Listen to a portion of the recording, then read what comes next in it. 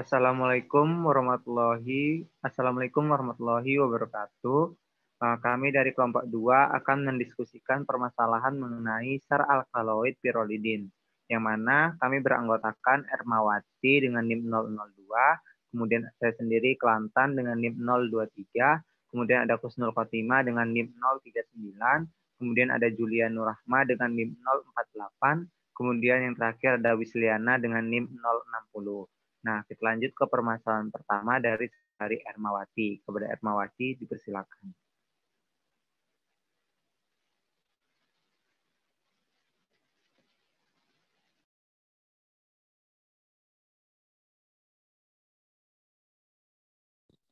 Baiklah, permasalahan pertama itu dari saya. Seperti yang dijelaskan dalam blog saya bahwa alkaloid pirolidin itu merupakan turunan dari putresin. Nah, permasalahannya itu bagaimana biosintesis turunan alkaloid pirolidin dari putresin tersebut. Pada teman-teman yang ingin mencoba menjawab permasalahan saya, dipersilahkan. Saya Ermawati. Ya, dipersilahkan Zulia. Jadi menurut saya putresin ini diturunkan melalui dekarboksilasi arginin atau ornitin, di mana enzim ornitin dekarboksilase ini telah terdeteksi di akar tembakau. Arginin dekarboksilase pertama-tama mengubah arginin menjadi akmatin dan kemudian menjadi karbamol putresin dan kemudian menjadi putresin. Itu saja, Irma. Terima kasih atas jawaban ya. Tapi di sini saya merasa jawaban dari saudari Zulia itu kurang lengkap. Apakah ada teman-teman yang ingin menambahkan jawaban? Dipersilahkan. Saya Ermawati. Ya, dipersilakan, Husnul. Saya akan menambahkan jawaban dari saudari Zulia. Nah, menurut saya menemukan beberapa penelitian arginin, bukan ornitin, yang menunjukkan bahwa tampaknya menjadi prekursor utama. Dalam tembakau, label itu memang dimasukkan ke dalam karbon 2 dan 5 nikotin yang menunjukkan bahwa diarin bebas terlibat. Dan putresin itu terjadi sebagai intermediate simetris pada beberapa tahap proses biosintesis.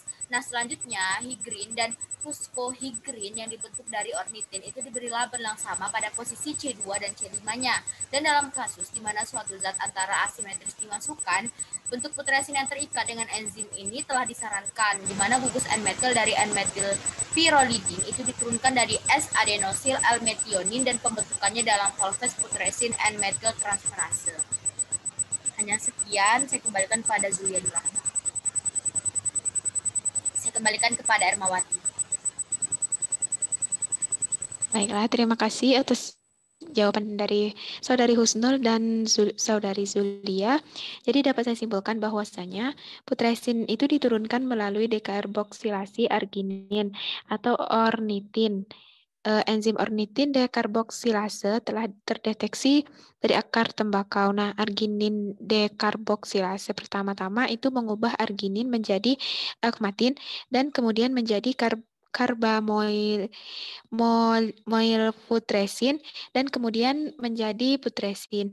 Nah, selanjutnya itu higrin dan kuskohigrin yang dibentuk dari ornitin itu diberi label yang sama pada posisi C2 dan C5.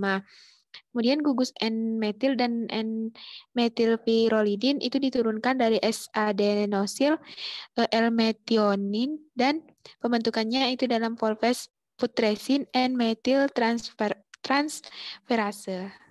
Sekian permasalahan dari saya. Terima kasih. Saya kembalikan pada moderator. Baiklah, itulah permasalahan dari Ermawati. Kita lanjut ke permasalahan saya, yang mana alkaloid pirolidin pada dasarnya berasal dari asam amino yang kita sebut dengan kerinitin, yang mana gugus asam amino. Jadi permasalahan saya, gugus asam amino apa yang terkandung di dalam alkaloid pirolidin dan bagaimana biosintesisnya. Nah, kepada teman-teman yang ingin menjawab permasalahan saya.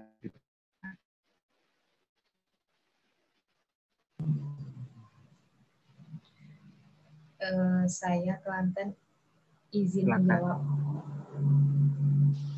Nah, jadi prolin. Nah, atau prolin ini merupakan satu-satunya asam amino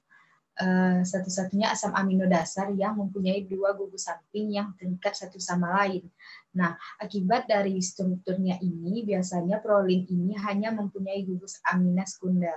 Nah, ada pihak yang beranggapan bahwa prolina ini bukanlah asam amino, karena tidak mempunyai gugus amina, namun imina. Nah, pendapat ini tidak tepat. Prolin ini dapat berperan sebagai pengubah struktur alpha helix dan juga sebagai titik belok bagi beta sheets. Nah, adapun fungsi terpenting dari prolina ini tentunya ialah sebagai komponen protein. Dan juga pada sel tumbuh-tumbuhan tertentu yang terpapar kondisi lingkungan yang kurang cocok, misalnya kekeringan, akan menghasilkan prolina untuk menjaga keseimbangan osmotik sel.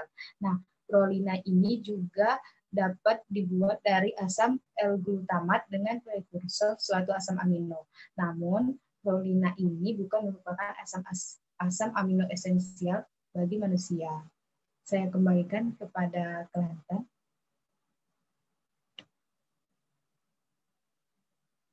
Baiklah, terima kasih atas jawabannya, Juliana. Namun di sini jawaban dari Juliana belum menjelaskan sekali bagaimana biosintesis dari asam amino prolin ini. Nah, buat teman-teman ingin menjelaskan lagi, dipersilakan. Iya, Kelantan.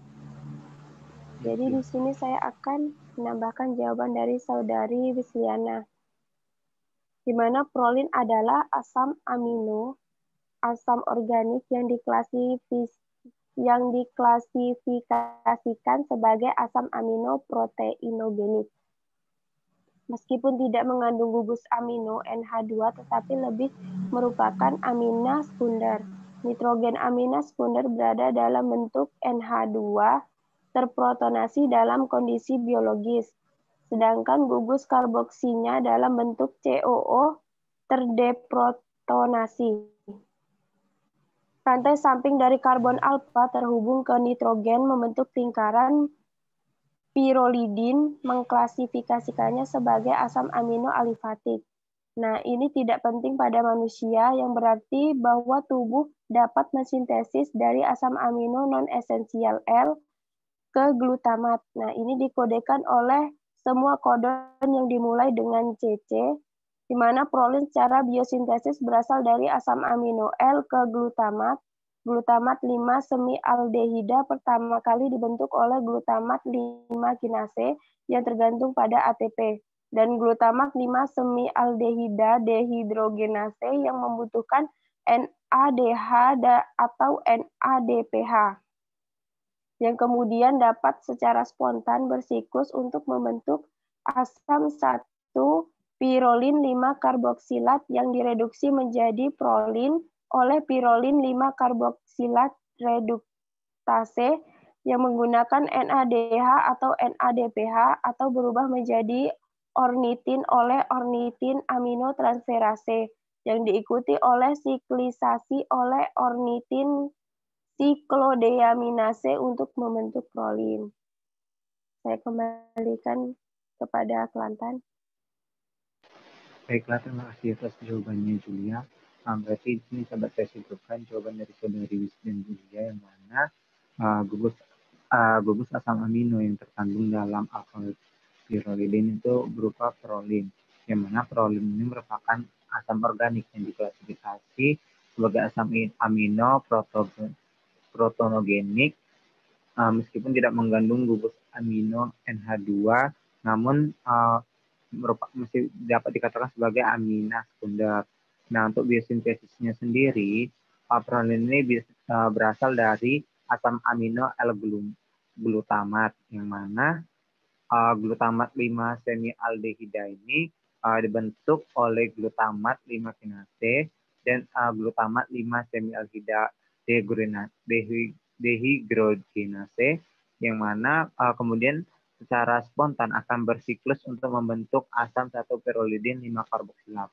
Nah, yang kemudian akan direduksi menjadi prolin oleh prolin 5 karboksilat reduks, yang mana berubah kembali menjadi arginin yang kemudian arginin ini kemudian arginin aminotransferase ini disiklasi dari arginin sikloodeninase yang mana akhirnya akan menjadi prolin.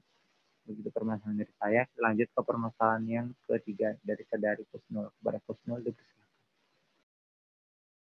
Baiklah, lanjut ke permasalahan saya, di mana pada tabel di blog saya itu dapat dilihat bahwasanya pada Brausonetia kazinoki yang merupakan penyelidikan utama pada penelitian ini, di mana terdapat metabolit sekunder alkaloid pirolidin yang menunjukkan aktivitas biologis. Namun dalam tabel di sini itu terlihat menonjol adanya aktivitas penghambatan glukosida yang kuat. Nah, lalu manakah di antara yang mempunyai aktivitas untuk penghambatan glukosida yang paling kuat aktivitas biologisnya? Bagi teman-teman yang ingin menjawab permasalahan saya, dipersilakan. Saya izin. Silahkan, Ermawati.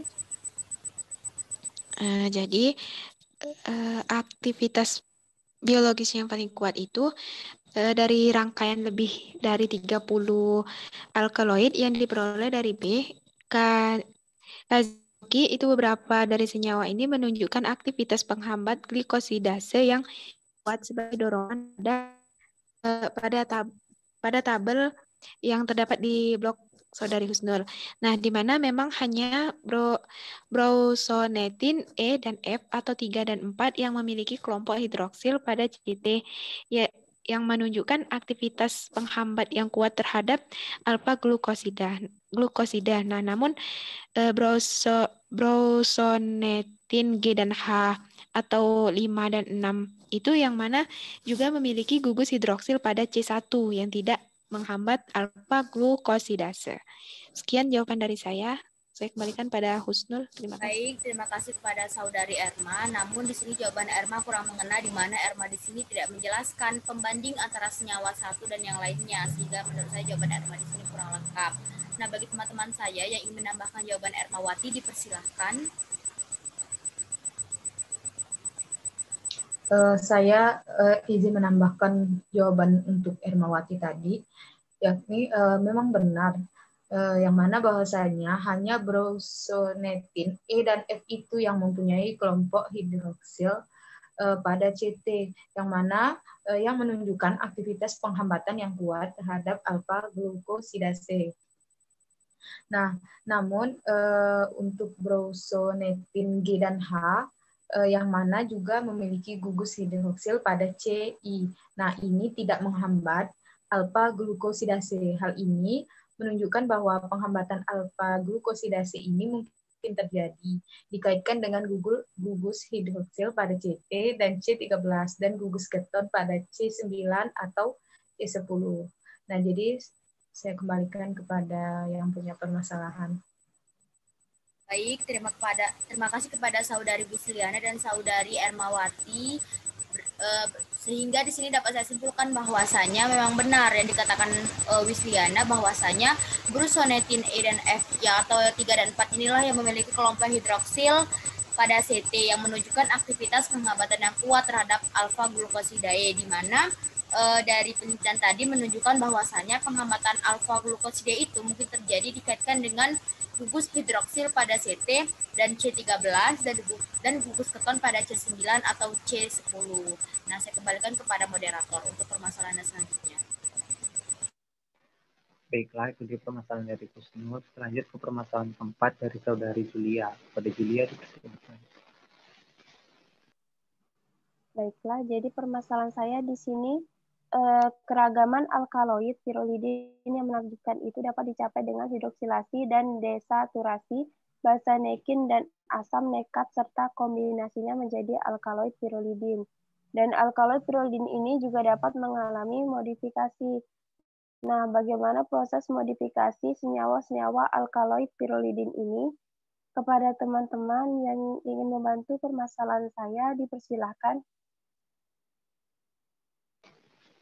Baiklah, ini saya ingin coba menjawab tentang dari saudari Julia, yang mana pirolidin dapat dimodifikasi dengan hidroksilasi D. Betul juga dengan cara desaturasi, ekspositasi, dan dimetabolisme lebih lanjut ke diol atau PA yang mengandung klor. Nah, selain itu juga pirolidin dapat dimodifikasi secara terbalik. Nah, sejauh ini untuk modifikasinya itu paling sering diamati yaitu dengan N-oksidasi. Nah, yang mana N-oksidasi ini sejumlah pirolidin juga dapat diasetilasi, terutama pada gugus hidroksi pada asam nesif, yang mana contohnya itu 7-asetil korpioridin, yang mana produk dari 7-O-asetilasin atau asetilasi ini dari skorpionidin ini dari jenis otosin prosenin, yang mana juga ligoriladin yang diasetilasi bentuk otosenin dan petaseteninnya. Begitu saja. Kembali ke Julia.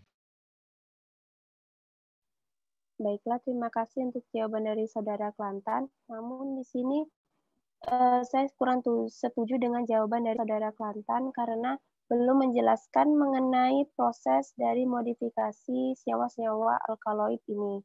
Pada teman-teman yang ingin menambahkan, dipersilahkan. Erma izin menambahkan, Zulia. Silahkan, Erma. Jadi menurut saya itu benar yang dikatakan Saudara Kelantan. Jadi sejauh ini modifikasi yang paling sering diamati jenis ini itu adalah N-oksidasi.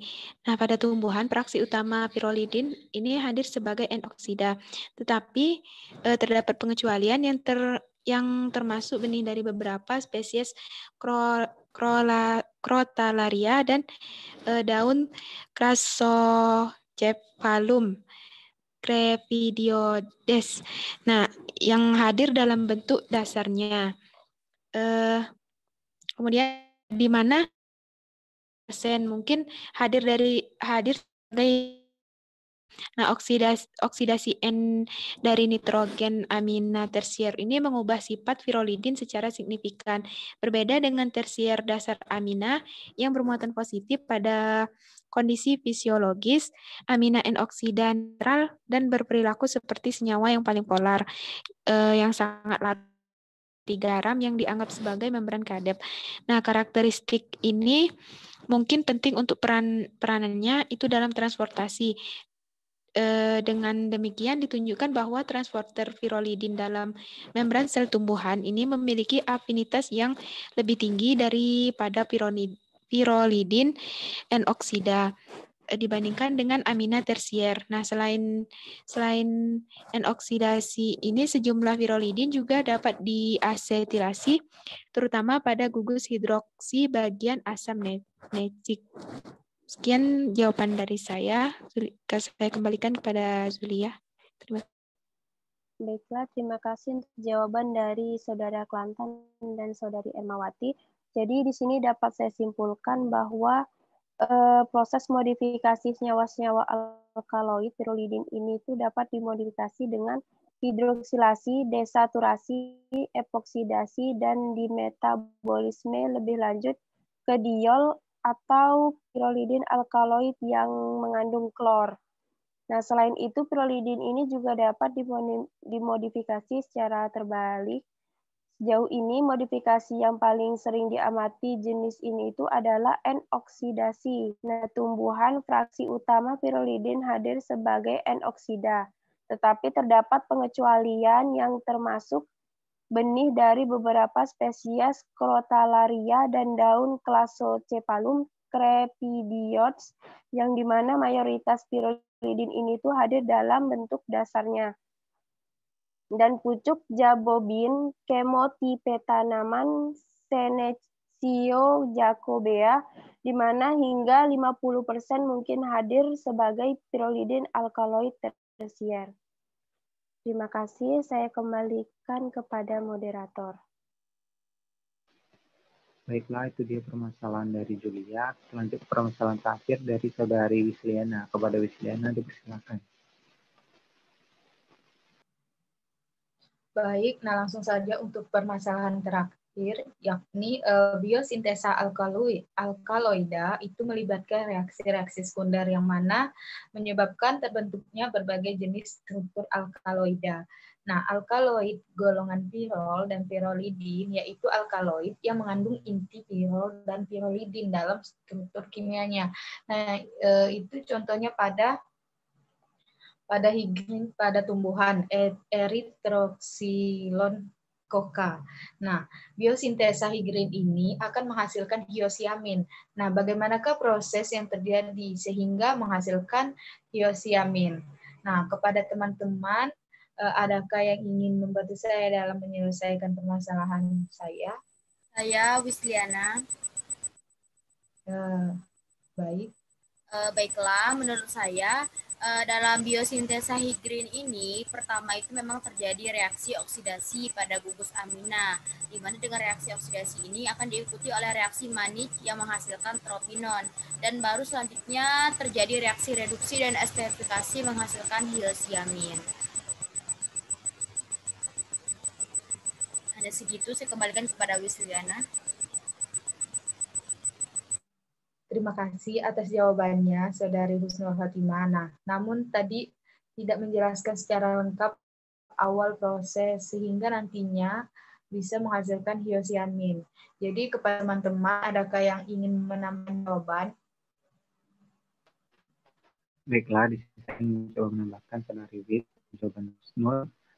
Karena biosintesa dari alkaloid ini melibatkan reaksi-reaksi sekunder yang menyebabkan terbentuknya berbagai jenis struktur alkaloid ini, mana salah satu reaksi yang terpenting itu reaksi rangkap oksidatif pada posisi orto atau para pada gugus fenol, yang mana reaksi ini berlangsung dengan mekanisme radikal bebas.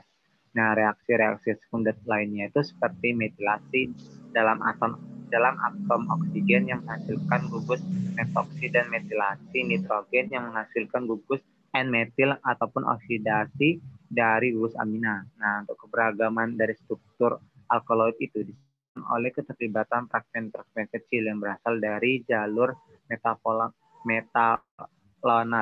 metalonat yang mana fenilflavonoid dan poliasetat. Kemudian tuh biosintesis dari higrin pertama itu terjadi oksidasi pada gugus aminanya yang diikuti dengan reaksi Mannich yang mana menghasilkan propinon. Yang selanjutnya akan direaksikan dengan reaksi reduksi dan diesterifikasi menghasilkan hiosiamin. Kembali ke Saudari Wis. Baik, terima kasih jawabannya Saudara Kelantan dan Saudari Husnul Khotimah. Nah, jadi dapat saya simpulkan yang mana biosintesa alkaloid ini melibatkan reaksi-reaksi sekunder yang mana nantinya menyebabkan terbentuknya berbagai jenis struktur alkaloida. Nah, salah satunya itu yakni dari reaksi sekunder ini yang terpenting ialah reaksi rangkap oksidatif fenolnya pada posisi orto atau pada posisi para dari gugus fenolnya. Nah, reaksi ini nanti berlangsung dengan mekanisme radikal bebas. Reaksi-reaksi sekunder lain ini seperti metilasi dari atom oksigen nanti menghasilkan gugus metoksil dan metilasi nitrogen, yang mana menghasilkan gugus N-metil ataupun oksidasi dari gugus amina. Nah, keberagaman dari struktur alkaloid ini nantinya disebabkan oleh keterlibatan fragmen kecil yang berasal dari jalur mevalonat, fenilpropanoid, dan poliasetat. Nah, jadi dalam biosintesa higrin ini nantinya proses awalnya itu terjadi reaksi oksidasi pada gugus amina, yang mana yang diikuti oleh reaksi Mannich yang menghasilkan tropinon. Nah, selanjutnya itu terjadi reaksi yaitu reaksi reduksi dan esterifikasi dan menghasilkanlah hiosiamin. Nah, saya kembalikan kepada moderator. Baiklah, di permasalahan dari Wis. Berakhir sudahlah diskusi tentang permasalahan kita dari kelompok 2. Kami akhiri. Wassalamualaikum warahmatullahi wabarakatuh. Waalaikumsalam warahmatullahi wabarakatuh.